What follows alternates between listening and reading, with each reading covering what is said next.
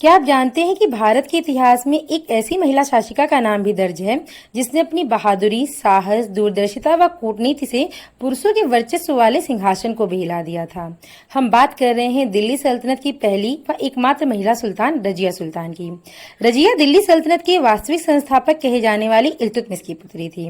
वह अपने पिता की सबसे योग्य संतान थी। रजिया बचपन से ही इल्तुतमिश के काफी करीब रही। उसे शिकार करने, शस्त्र संचालन, घुड़सवारी का बचपन से ही शौक था। पिता के करीब रहने के कारण उसने शासन के दाव पेचों को भी बड़ी करीबी से देखा। कहा जाता है कि अपने बेटों की तुलना में इल्तुतमिश रजिया को सबसे योग्य मानता था, क्योंकि उसके बेटे या तो आयु में कम थे या तो विलासी प्रवृत्ति के थे। उसका एक पुत्र नासिरुद्दीन महमूद योग्य तो था, परंतु सन 1229 में उसकी मृत्यु हो जाती है। इल्तुतमिश रजिया पर इतना भरोसा करता था कि जब वो दिल्ली में नहीं होता था तब शासन की बागडोर रजिया के हाथों में सौंप जाता था।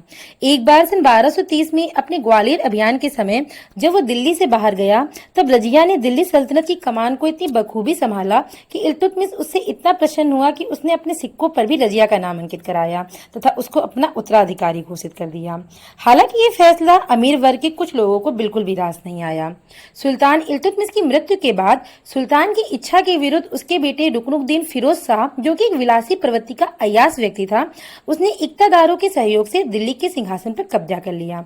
लेकिन वास्तविक सत्ता उसकी मां शाह तुर्काना के ही हाथों में रही, जो एक क्रूर प्रवृत्ति की महत्वाकांक्षी महिला थी। जल्द ही सूबेदार, अमीर व आम जनता सभी उनसे ऊब गए।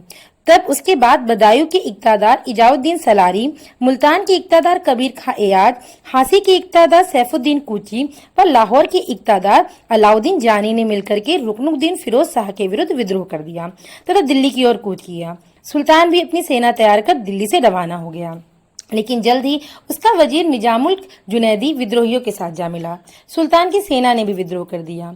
सुल्तान को उल्टे पांव दिल्ली की ओर भागना पड़ा। सुल्तान की अनुपस्थिति का फायदा उठाकर रजिया शुक्रवार की नमाज के समय जनता के सामने उपस्थित हुई तथा जनता को तुर्क सुल्ताना की क्रूरता से मुक्ति दिलाने व उनकी रक्षा का वादा किया। जनता ने भी रजिया को अपना शासक स्वीकार करा। इस प्रकार ये पहली बार था जब जनता ने अपना शासक स्वयं चुना था। लेकिन रजिया का सुल्तान बनना ना ही इक्तादारों को रास आया, न अमीर वर्ग को, न उलेमा वर्ग को। चूंकि रजिया का चुनाव जनता ने किया था, इसमें न इक्तादारों की कोई भूमिका थी, न अमीर सरदारों की, इसलिए उनको रजिया फूटी आंखों भी नहीं भा रही थी। इसलिए जिन इक्तादारों ने रुकनुद्दीन फिरोज शाह के विरुद्ध विद्रोह किया था और दिल्ली की ओर कूच किया था, वह दिल्ली की सीमा पर आ खड़े हुए। वजीर निजामुल जुनैदी ने भी रजिया के चुनाव में कोई भूमिका नहीं निभाई थी, इसलिए वह भी रजिया को सुल्तान मानने के लिए तैयार नहीं था। और रजिया भी इस बात के लिए बिल्कुल भी नहीं तैयार थी कि सुल्तान पद के चुनाव में इक्तादारों की कोई भूमिका हो। रजिया ने कूटनीति का सहारा लिया। उसने बांटो और राज करो की नीति अपनाई। वह विद्रोही सरदारों व इक्तादारों के बीच आपसी फूट डला दी। उसने बदायूं के इक्तादार इजाउद्दीन मोहम्मद सलारी, मुल्तान के इक्तादार इजाउद्दीन कबीर खां एयाज को अपनी ओर मिला लिया।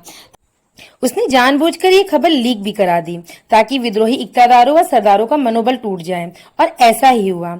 इसके बाद सभी इक्तादार और सरदार भाग निकले, लेकिन सेना ने उनका पीछा करना प्रारंभ कर दिया। इसके बाद सैफुद्दीन कूची को जेल में डाल दिया गया। लाहौर का इक्तादार अलाउद्दीन जानी मारा गया। वजीर जुनैदी सिरमौर की पहाड़ियों की ओर भाग निकला। इस तरह रजिया ने शक्ति का केंद्रीकरण अपने हाथों में किया। उसने प्रशासन में भी आमूलचूल परिवर्तन किए। उसने अनेक महत्वपूर्ण पदों पर गैर तुर्कों को भर्ती किया, जिसमें अबिशीनियाई मलिक जमालुद्दीन याकूत को अमीर आखूर का पद दिया जाना सबसे महत्वपूर्ण था। उसने एतिगीन को अमीर हाजिब का पद दिया। उसने कबीर खां एयाज को लाहौर का सूबेदार नियुक्त किया तथा अल्तुनिया को भटिंडा का सूबेदार नियुक्त किया। रजिया ने जो प्रशासनिक परिवर्तन किए उनसे तुर्क अमीर वर्ग, जिनमें की कई तुर्क चहलगानी के सदस्य भी थे, रजिया से असंतुष्ट थे। वहीं दूसरी ओर रजिया दरबार में पुरुषों के प्रधान में आती थी।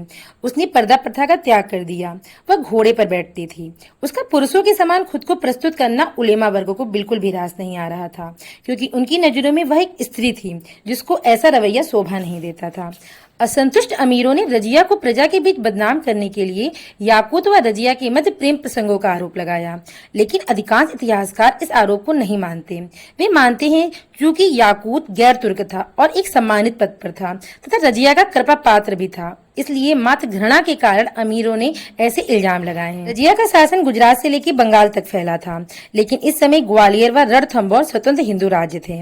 रजिया ने ख्वारिज्म शाह के वंशज की अपने पिता के ही समान सहायता न करके अपनी दूरदर्शिता का परिचय दिया व भारत को मंगोल आक्रमणों से बचाया। लेकिन रजिया की बढ़ती हुई शक्ति तुर्क अमीरों इक्तादारों को बिल्कुल भी रास नहीं आ रही थी, इसलिए उन्होंने रजिया के विरुद्ध षड्यंत्र रचने प्रारंभ कर दिए, जिसका नेतृत्व एतिगीन जो अमीर हाजिब के पद पर था, भटिंडा के सूबेदार अल्तूनिया व लाहौर के सूबेदार कबीर खां एयाज ने किया।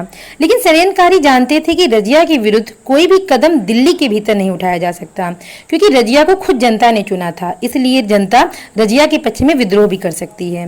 इसलिए जानबूझकर लाहौर के सूबेदार कबीर खां एयाज ने लाहौर में विद्रोह कर दिया, लेकिन रजिया ने जल्द ही इस विद्रोह को दबा दिया। कुछ ही दिनों बाद भटिंडा के सूबेदार अल्तूनिया ने भी विद्रोह कर दिया। रजिया विद्रोह को कुचलने के लिए निकल दी। इसी समय कुछ तुर्क सरदारों ने धोखा देकर के याकूत की हत्या कर दी। रजिया के विरुद्ध विद्रोह करके उसे भटिंडा के किले में बंद कर दिया गया। रजिया की कैद की सूचना मिलते ही षड्यंत्रकारियों ने इल्तुतमिश के तीसरे पुत्र बहराम शाह को दिल्ली की गद्दी पर बैठा दिया। इधर रजिया ने कैद से छूटने के लिए अल्तूनिया से विवाह कर लिया। अल्तूनिया भी बहराम शाह से असंतुष्ट था, क्योंकि उसको इच्छा अनुसार कोई पद नहीं मिला। अल्तूनिया व रजिया ने मिलकर फिर एक सेना तैयार कर दिल्ली की ओर कूच किया, लेकिन उनकी पराजय हुई। उनके सैनिकों ने भी उनका साथ छोड़ दिया। भटिंडा वापस आते समय अंत में कैथल में डाकुओं के एक समूह ने उन दोनों को मौत की घाट उतार दिया। इस तरह रजिया एक वीर, साहसी, कूटनीतिक व प्रगतिशील मानसिकता की शासिका थी। उसने अपने पिता की विरासत को संभालने का हर संभव प्रयास किया, लेकिन उसका पूरा शासनकाल षड्यंत्रों को दबाते ही बीता। इक्तादारों, अमीर सरदारों व उलेमा वर्ग के असहयोग के कारण योग्य होते हुए भी वो मात्र 3 साल 6 महीने 6 दिन तक ही दिल्ली सल्तनत की कमान को अपने हाथों में रख पाई। अगर वीडियो अच्छी लगी तो प्लीज चैनल को लाइक करिएगा, सब्सक्राइब करिएगा। धन्यवाद।